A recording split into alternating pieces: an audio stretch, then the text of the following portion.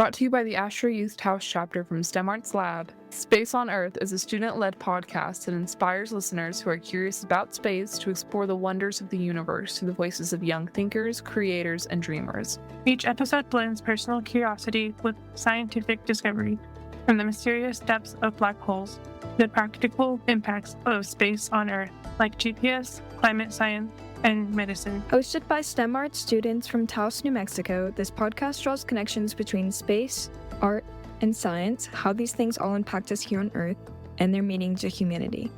You'll hear raw, insightful conversations about topics like light pollution, the overview effect, lunar exploration, and the societal impact of the space race. Whether you're into exoplanets, dark energy, or just stargazing from your backyard, Space on Earth makes space personal, accessible, and inspiring. We believe that space isn't just for astronauts and scientists, it's for everyone. Join us on this adventure as we explore the cosmos from Earth, one story at a time.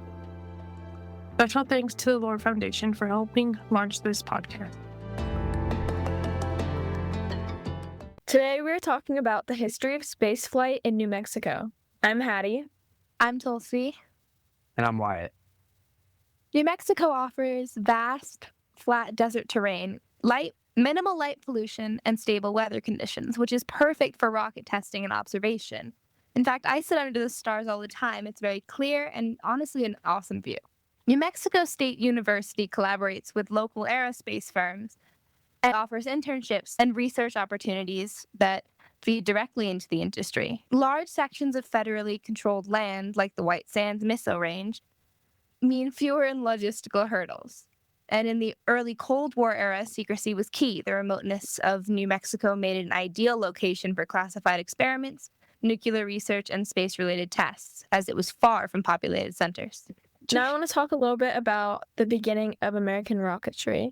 So, after World War II, the United States rapidly started investing in missile and space technology, and this was a really important development as of the White Sands proving ground in New Mexico in 1945, and this was just months after the war had ended.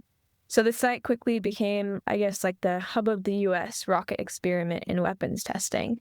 And at the heart of this effort was Operation Paperclip, through which the U.S. brought over more than 1,600 German scientists and engineers, including Werner von Braun, who had helped develop the German V-2 rocket during the war. The U.S. military repurposed captured V-2 rockets, making them the first human-launched objects into suborbital trajectories from American soil. One of the most iconic early launches occurred on October 24, 1946, when a modified V-2 carried a motion picture camera to an altitude of 65 miles. This camera captured the first photographs of Earth from space and revealed a curved horizon that made a turning point in how humans perceived the planet. And then there was Albert the monkey. So this happened in 1948. So as the U.S. began to envision space as a domain, not only for missiles but also for human exploration, researchers had to understand how living organisms would respond to the G-forces, atmospheric changes, and zero gravity. So, on June 11, 1948, Albert, a monkey, became the first primate launched aboard a V-2 rocket from White Sands. He did die from suffocation due to equipment failure, but this mission marked the beginning of biomedical space testing. Missions with Albert II and Albert III provided critical data on biological tolerance for spaceflight. These animal missions laid the groundwork for Project Mercury and Project Gemini, and eventually the Apollo missions. Insights from these tests ultimately contributed to the successful flights of Alan Shepard, who was the first American in space in 1961, and John Glenn, who was the first American to orbit Earth in 1962. So the White Sands region continued to serve as a testing ground for advanced aerospace technologies alongside rocket tests, the Holloman Air Force Base, which was located nearby, and supported with high-altitude balloon missions such as Project Manhigh, which was 1957 and 1958. And they studied cosmic rays, radiation, and the effects of near-space environments on humans at altitudes exceeding 100,000 feet. And then on August 16th, 1960, Kitten Singer jumped from a balloon 31,300 meters, free falling at speeds from over 600 miles per hour before deploying his parachute. This pushed the boundaries of human endurance and foreshadowed today's interest in space tourism and extreme edge of space experiences. So, during this era, research at White Sands and Holloman contributed to re-entry vehicle testing, including heat shield development, human survival in near space conditions, and the preparation for orbital spaceflight, which led up to Sputnik in 1957 and the subsequent space race. Wyatt, do you want to tell us a little bit about the third space shuttle flight or commercial space flight? Yeah, all right. So back in the space shuttle program, White Sands here in Mexico listed as a backup landing zone in case like the weather at Cape Canaveral or in California wasn't good for a landing. So STS-3, the third space shuttle flight with Space Shuttle Columbia, was basically the only landing of a space shuttle here in New Mexico. And Space Shuttle Columbia, many years later, also was one of two space shuttles to have suffered through a disaster. Space Shuttle Columbia had, during SRB separation, I think, had some foam pieces hit the wing, one of the wings, right or left wing, of the space shuttle, which damaged the TPS system, the thermal protection system, which are heat tiles covering the bottom of the space shuttle to protect it during reentry. NASA thought they'd be fine, but Space Shuttle Columbia broke up over the United States trying to land at Cape Canaveral. But that was years after STS-3. The point that I'm trying to make here is when Space Shuttle Columbia, during STS-3, touched down on the New Mexico desert, a bunch of sand got like stuck into like the wheels and stuff, and also somehow into the cabin.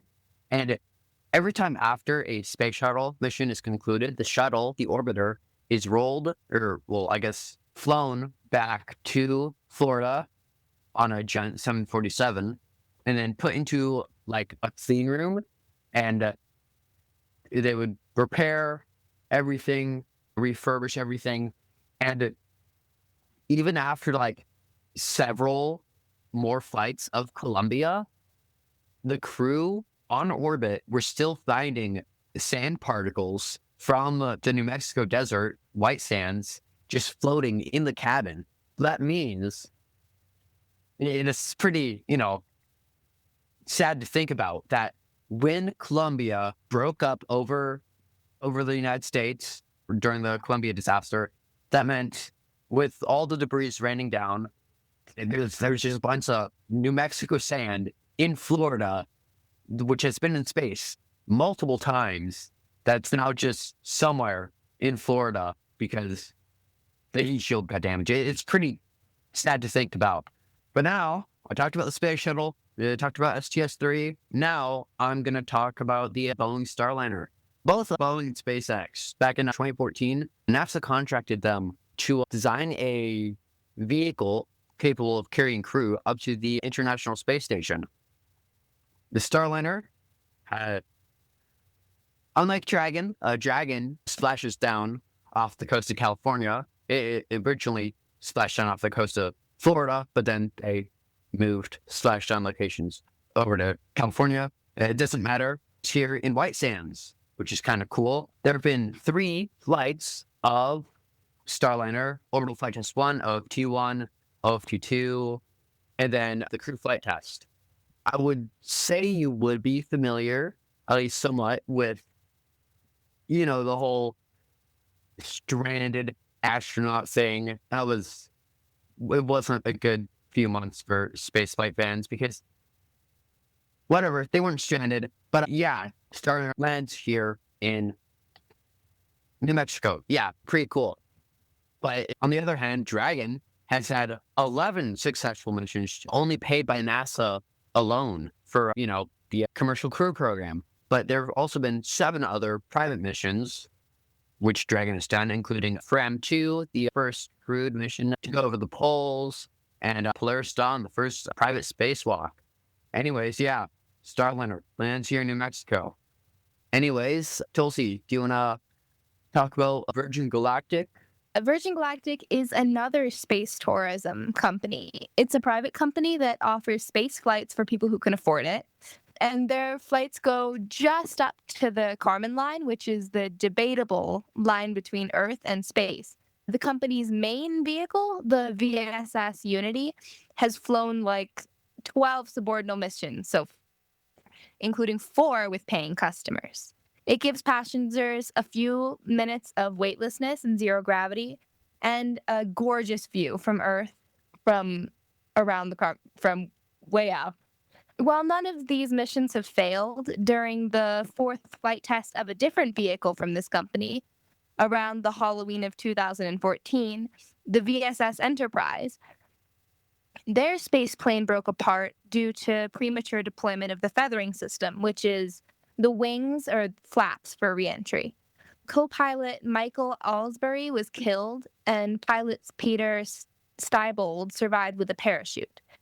The NTSB concluded the crash resulted from inadequate design safeguards, poor pilot training, and lack of redundancy to prevent human error.